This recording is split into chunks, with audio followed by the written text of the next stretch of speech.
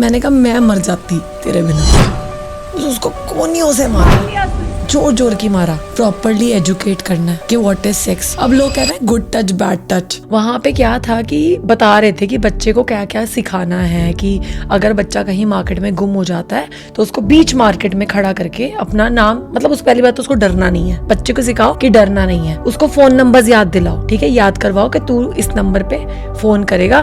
जो भी आसपास पे शॉप होगी अच्छी, वहां के ओनर को जाके तू बोलेगा I want to call my mom, मेरे को अपनी माँ से बात करनी है। और जोर जोर की चिल्लाएगा मेरा नाम कुश है। और चिल्लाने को इसलिए बोला गया कि अगर आसपास होगा उसका कोई रिश्तेदार या उसकी कोई, तो वो ढूंढ लेगा इजीली उसको, ठीक है। और अगर वो आसपास नहीं होगा कोई, तो वो कॉल कर सकता है। तो ये तो मैंने रैंडमली ही अपने बच्चों को वीडियो दिखा दी, बिल्कुल रैंडम। तो अब क्या है, देख मेरे फादर की भी उम्र हो रही है, ठीक है। अगले दिन वो उसको मार्केट ले गए। वो सेम केस मेरे बेटे के साथ क्या हुआ, हाँ हुआ, बट किस तरह से हुआ वो मैं बताती हूँ। तो मतलब बच्चों को एजुकेट करना क्यों जरूरी है वो रीजन बताती हूँ। रात को सिर्फ एक वीडियो दिखाई जो कि उन्होंने वीडियो के तरीके से ही देखी, उन्होंने उसको सीरियसली नहीं लिया। पर अगले दिन जब मेरे पापा गए, obviously my father having a age, भूल जाते हैं। वो यही भूल गए कि वो मेरे बेटे को साथ ले गए थे, स्टेशनरी लेके देने गए थे। और उसे ये भी पता कि जिस स्टेशनरी की शॉप पे वो गए थे वो जानता था पापा को। तो मेरा बेटा ऐसे हुआ स्कूटर पे बैठने लगा होगा, मेरे पापा ने स्कूटर निकाल दिया।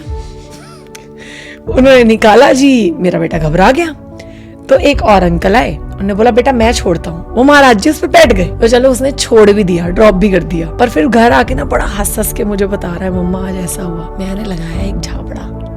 मैंने बोला भाई एक बात सुन, कल रात को क्या समझाया गया था? कहता क्यों, क्या हो गया? छोड़ तो दिया था। मैंने कहा कहीं और ही ले जाता ना। मैंने कहा भाई, मैंने कहा मैं मर जाती तेरे बिना, मैं ना जी पाती भाई। मैंने उसको समझाया, मैंने बोला नंबर याद कर, कॉल कर। अगले दिन उस लड़के ने मुझे कॉल लगा के मम्मा मैंने आपका नंबर याद कर लिया है। मैंने कैसे फालतू की कॉल्स नहीं करनी होती है।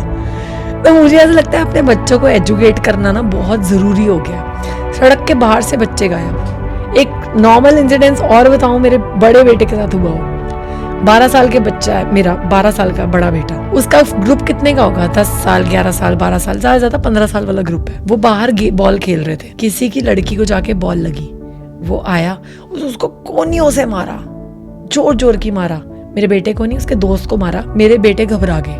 मैं शाम को गई, उन्होंने बताया जी बहुत ड्रामे हुए, पुलिस केस, ये वो बहुत चीजें हुई।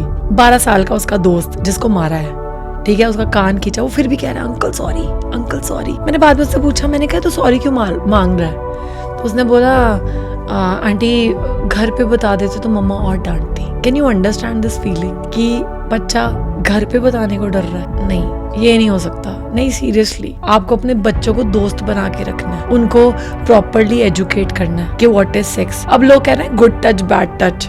भाई मैं कहती हूँ कैसा भी टच नहीं, no touch, not good not bad, no touch. Seriously कुछ भी टच नहीं चाहिए।